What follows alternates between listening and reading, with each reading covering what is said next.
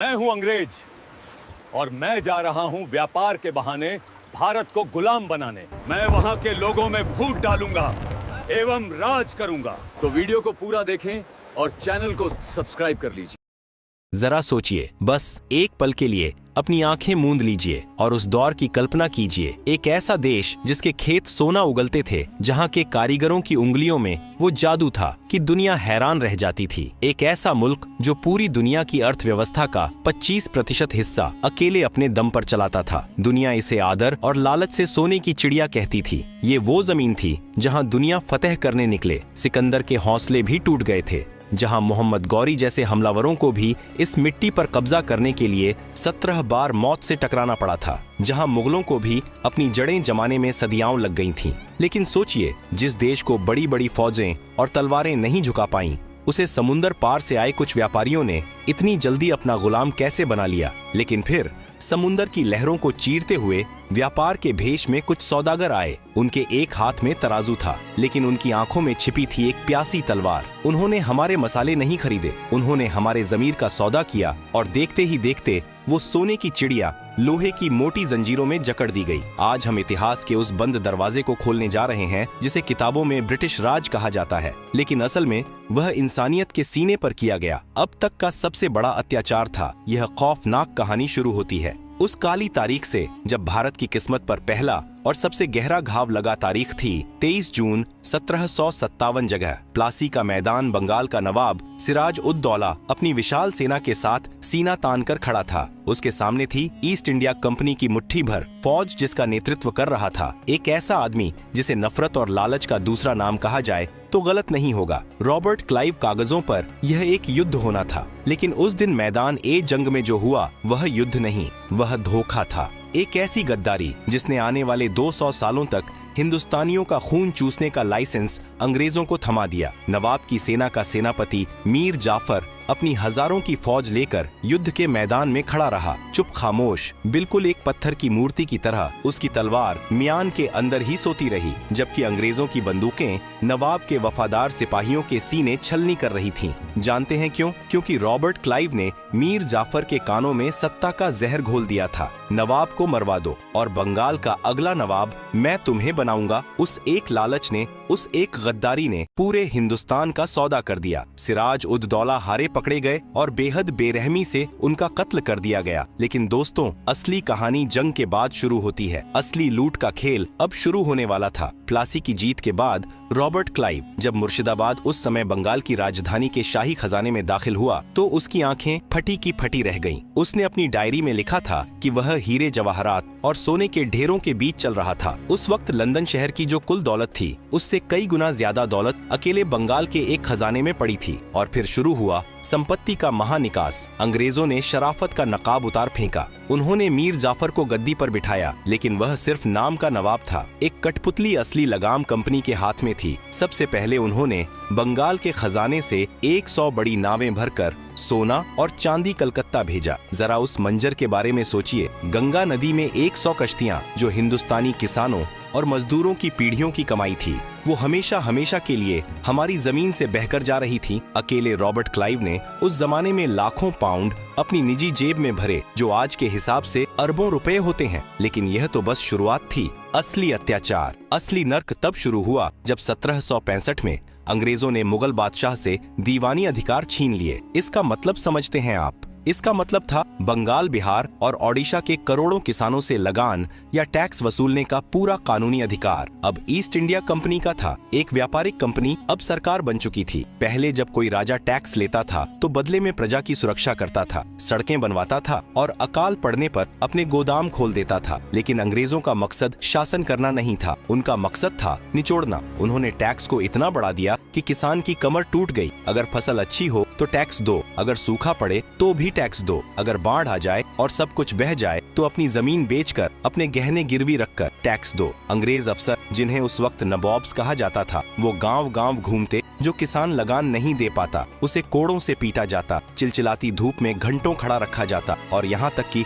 उसके बच्चों को गुलामी के लिए बेच दिया जाता। जहाँ पहले किसान अपनी फसल का 10% हिस्सा राजा को देता था, अब अंग्रेज 50% से ज्यादा छीन रहे थे। पैसा गंगा के किनारे से निचोड़ा जाता और टेम्स नदी लंदन समंदर के किनारे निचोड़ दिया जाता। बंगाल, जिसे कभी जन्नत ए निशान राष्ट्रों का स्वर्ग कहा जाता था, अब एक कब्रिस्तान में बदलने लगा था। खेत सूख रहे थे, चेहरे मुरझा रहे थे, लेकिन कंपनी की तिजोरी का पेट नहीं भर रहा था। लेकिन दोस्तों, अत्याचार की हद तो तब पार हुई जब कुदरत ने भी हिंदुस्तान से मुंह मोड़ लिया और अंग्रेजों ने इंसानियत का गला घोंट दिया। मैं बात कर रहा हूँ 1770 के उस खौफनाक मंजर की जब जिंदा लोग मुर्दों का मांस खाने पर मजबूर हो गए थे। दुनिया का सबसे बड़ा मानव निर्मित अकाल हिंदुस्तान के दरवाजे पर दस्तक देने वाला था। एक ऐसा दौर आने वाला था जहाँ माएं अपने बच्चों को नदी में बहा देंगी क्योंकि उनके पास खिलाने को एक दाना नहीं होगा। और उस वक्त, उस दर्दनाक वक्त में जब लोग तड़प रहे थे, अंग्रेज अफसर क्या कर रहे थे? वो अपनी शराब के जाम टकरा रहे थे और लगान की दरें और बढ़ा रहे थे।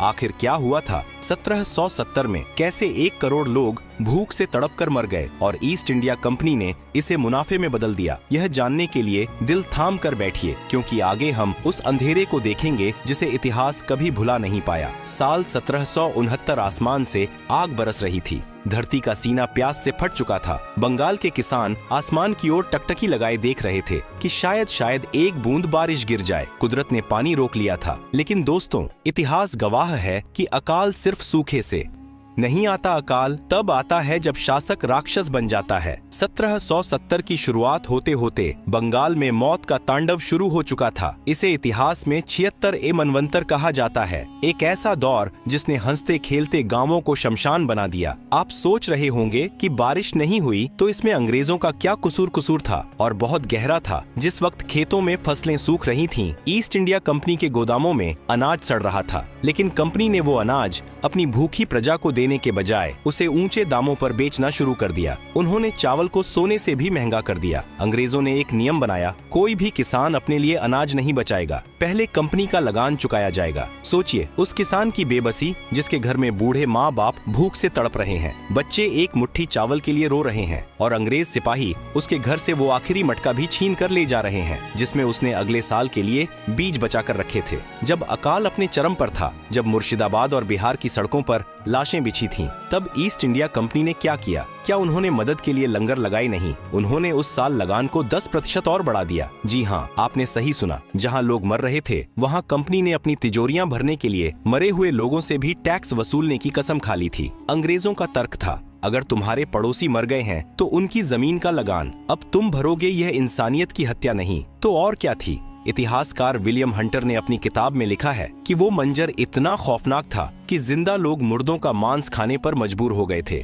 नदियां लाशों से पट गई थीं। गंगा का पानी लाल नहीं बल्कि सड़ांध से काला पड़ चुका था, क्योंकि लाशों को जलाने के लिए लकड़ियां भी कम पड़ गई थीं। कलकत्ता में कंपनी के अफसर पार्टियां कर रहे थे, वाइन पी रहे थे और लंदन चिट्ठियां लिख रहे थे कि इस साल हमारा मुनाफा पिछले साल से ज्यादा हुआ है। उस एक साल में, सिर्फ एक साल के अंदर बंगाल की 1/3 आबादी साफ हो गई। 1 करोड़ लोगों की मौत का जिम्मेदार कोई वायरस या बीमारी नहीं थी, बल्कि ईस्ट इंडिया कंपनी की लालच थी। यह एक प्राकृतिक आपदा नहीं बल्कि एक मानव निर्मित नरसंहार था। अंग्रेजों ने न सिर्फ हमारा अनाज छीना, बल्कि उन्होंने हमारी खेती करने के तरीके को भी हमेशा के लिए बर्बाद कर दिया। उन्होंने किसानों को मजबूर किया कि वो अपने खेतों में धान या गेहूं न उगाएं, बल्कि वो उगाएं जिससे कंपनी को मुनाफा हो। उन्होंने जबरदस्ती नील और अफीम की खेती करवाई। जरा सोचिए, क्या कोई भूखा इंसान नील खा सकता है? क्या अफीम से किसी का पेट भर सकता है? लेकिन अंग्रेजों को हिंदुस्तानी पेट की नहीं, अपनी जेब की चिंता थी। जिस जमीन पर सदियों से सोना उगता था, वहाँ अब अंग्रेजों ने जहर उगवाना शुरू कर दिया था। 1770 का वो अकाल भारत की रीढ़ की हड्डी तोड़ने का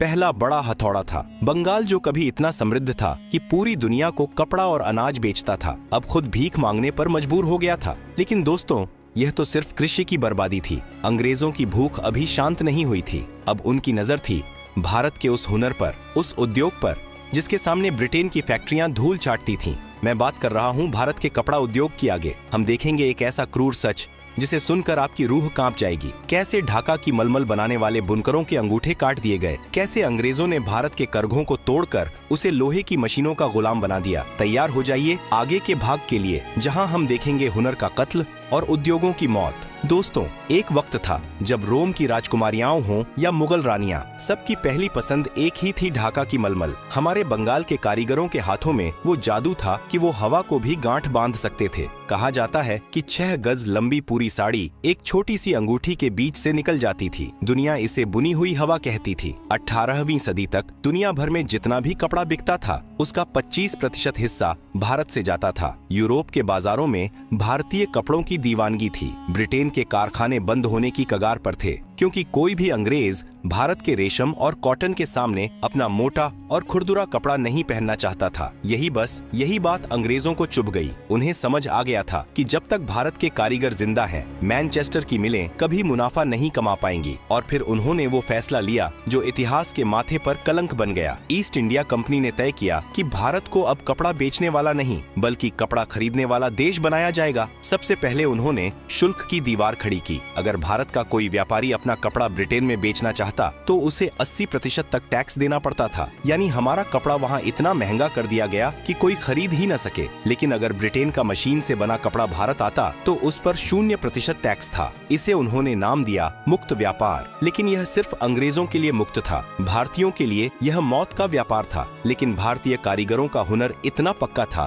कि इतना टैक्स लगने के बाद भी लोग भारतीय कपड़ा ही मांग रहे थे। जब अंग्रेजों से बराबरी नहीं की गई तो उन्होंने बर्बादी का रास्ता चुना। लोक कथाओं और कुछ ऐतिहासिक दस्तावेजों में एक ऐसा सच छिपा है जिसे सुनकर रूह कांप जाती है। कहा जाता है कि जो बुनकर कंपनी के लिए काम करने से मना करते थे या जो अपना हुनर किसी और को सिखाते थे, अंग्रेज सिपाही उनके अंगूठे काट दिया करते थे। सोचिए उस दर्द को। एक कलाकार जिसकी पूरी दुनिया उसकी उंगलियों में बसी है, उसके हाथ को ही बेकार कर दिया गया ताकि वो दोबारा कभी वो जादुई कपड़ा न बुन सके। कंपनी के गुमश्ता गांवों में जाते, बुनकरों के करघे तोड़ देते, उनके घरों में आग लगा देते और उन्हें पीटा जाता। मकसद सिर्फ एक था, भारतीय उद्योग की रीढ़ की हड्डी तोड़ना। नतीजा क्या हुआ? जो भारत सदियों से दुनिया को कपड़ा पहनाता था, अब वो खुद नंगा हो गया था। हमारे ही खेतों से कपास कौड़ियों के दाम पर खरीदकर जहाज में भरकर ब्रिटेन भेजा जाता। वहां मैनचेस्टर की फैक्ट्रियों में उससे कपड़ा बनता और वही कपड़ा वापस लाकर भारतीयों को ही 10 गुना दामों पर बेचा जाता। 1834 में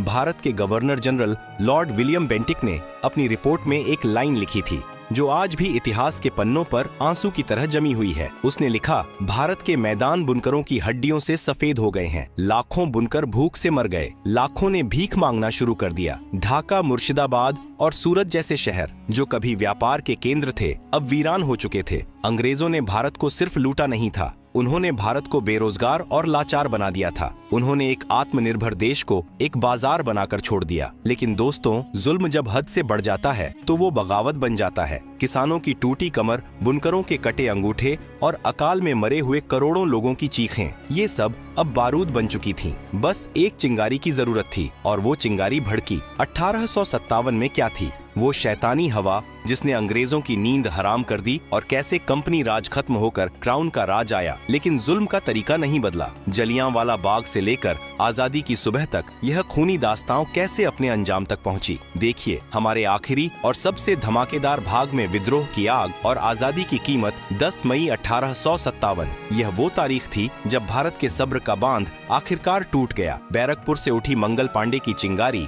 अब एक ज्वालामुखी बन चुकी थी। मेरठ से लेकर दिल्ली तक और झांसी से लेकर कानपुर तक हर जुबान पर बस एक ही नारा था, अंग्रेजों भारत छोड़ो। किसानों ने अपने हल छोड़ दिए और तलवारें उठा लीं। जिन बुनकरों के हाथ काट दिए गए थे उन्होंने भी ईंट पत्थर उठा लिए। पहली बार हिंदू और मुसलमान कंधे से कंधा मिलाकर उस सफेद शैतान के खिलाफ खड़े थे। लेकिन दोस्तों, अंग्रेजों ने इस विद्रोह का जवाब जिस बर्बरता से दिया उसे इतिहास में द डेविल्स विंड कहा जाता है। अंग्रेज जनरलों ने आदेश दिया था, दया मत दिखाओ, हर वो शख्स जो बागी लगे उसे खत्म कर दो। उन्होंने विद्रोह को कुचलने के लिए क्रूरता की सारी हदें पार कर दी। पकड़े गए विद्रोहियों को तोपों के मुंह पर बांध दिया जाता और फिर तोप चला दी जाती। इंसान के शरीर के चिथड़े हवा में बिखर जाते। यह सिर्फ मौत नहीं थी, यह एक संदेश था ताकि आने वाली पीढ़ियां बगावत का नाम न लें। इतिहासकार बताते हैं कि ग्रैंड ट्रंक रोड पर मीलों तक ऐसा कोई पेड़ नहीं बचा था जिस पर किसी हिंदुस्तानी की लाश न लटकी हो। हजारों गांवों को आग लगा दी गई, जिसमें बूढ़े बच्चे और औरतें जिंदा जल गए। 1857 में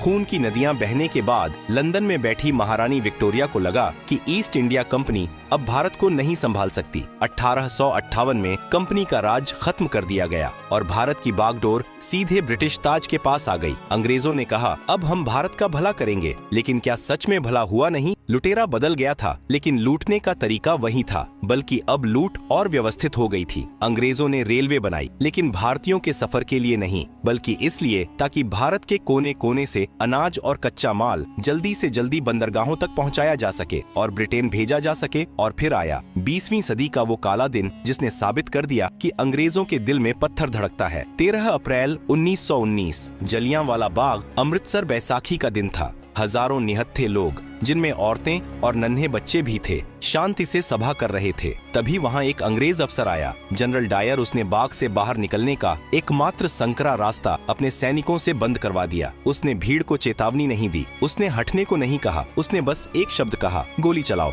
10 मिनट तक लगातार 1650 राउंड गोलियां चलीं। जब तक सैनिकों की गोलियां खत्म नहीं हो गईं, वो नहीं रुके। जमीन खून से लाल हो गई थी। लोग जान बचाने के लिए वहां मौजूद कुएं में कूदने लगे। देखते ही देखते वो कुआं लाशों से भर गया। जनरल डायर ने बाद में बेशर्मी से कहा, मैं वहां सिर्फ लोगों को मारने नहीं गया था, मैं पूरे भारत को डराने गया था। लेकिन डायर भूल गया था कि मरे हुए लोगों का खून जिंदा लोगों के पसीने से ज्यादा ताकतवर होता है। जलियांवाला बाग की मिट्टी ने भगत सिंह और ऊधम सिंह जैसे इनकलाबियों को पैदा किया। आखिरकार 200 सालों की गुलामी, 45 ट्रिलियन डॉलर की लूट, करोड़ों अकाल मौतों और अनगिनत बलिदानों के बाद 15 अगस्त 1947 की सुबह आई। अंग्रेज चले गए, लेकिन वो अपने पीछे एक ऐसा देश छोड़ गए जो गरीबी से जूझ रहा था, जिसे उन्होंने टुकड़ों में बांट दिया था। आज जब हम एक आजाद हवा में सांस लेते हैं, तो हमें याद रखना चाहिए कि यह आजादी मुफ्त में नहीं मिली है। इसकी कीमत चुकाई है उन किसानों ने जो भूखे मरे, उन बुनकरों ने जिनके हाथ कटे, और उन वीरों ने जिन्होंने तोपों के सामने सीना तान दिया। उन्होंने हमें लूटा, हमें तोड़ा, हमें मिटाने की कोशिश की, लेकिन हम फिर खड़े हुए, क्योंकि वो हमारी दौलत ले जा सकते थे। हमारा हौसला नहीं, सोने की चिड़िया फिर से उड़ान भर रही है, और यह उड़ान अब कोई नहीं रोक सकता।